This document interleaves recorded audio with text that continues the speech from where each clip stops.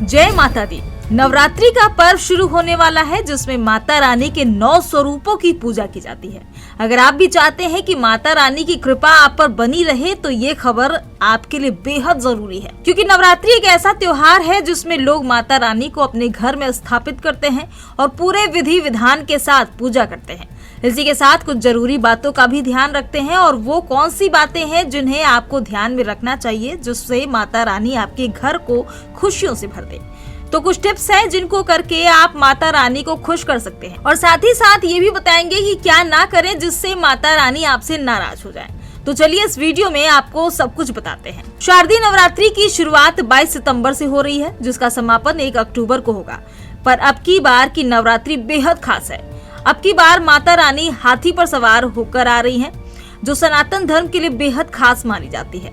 पूरे 9 दिनों तक माँ दुर्गा के 9 स्वरूपों की विधिवत पूजा का विधान है। मान्यता है कि इन दिनों व्रत और साधना करने से न केवल आत्म शुद्धि होती है, बल्कि घर में सुख, समृद्धि और सकारात्मक ऊर्जा का वास होता है। नवरात्रि में सबसे पहला कदम होता है कलश स्थापना। इसे शुभ मुहूर्त में करना चाहिए। ये घर में शक्ति और समृद्धि का प्रतीक है। आइए जानते हैं नवरात्रि पर क्या करें। व्रत करने वाला व्यक्ति सात्विक आहार ग्रहण करे। प्रतिदिन माता की पूजा कर दीपक जलाएं। दुर्गा सप्तशती, देवी कवच या दुर्गा चालीसा का पाठ जरूर करें।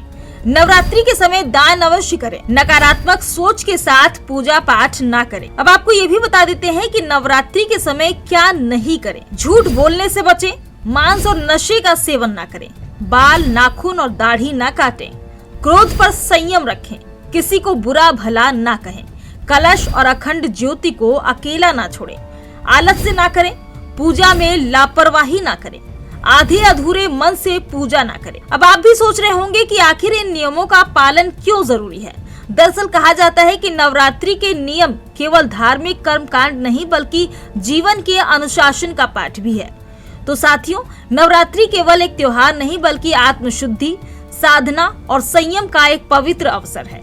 इन 9 दिनों में माँ दुर्गा के 9 रूपों की पूजा कर हम न केवल उनके आशीर्वाद के पात्र बनते हैं, बल्कि अपने जीवन में सकारात्मक ऊर्जा, सुख और समृद्धि का भी स्वागत करते हैं। इसलिए इस नवरात्रि पर न केवल विधि विधान से पूजा करें, बल्कि अपने व्यवहार, विचार, कर्मों को भी सात्विक बनाए रखें।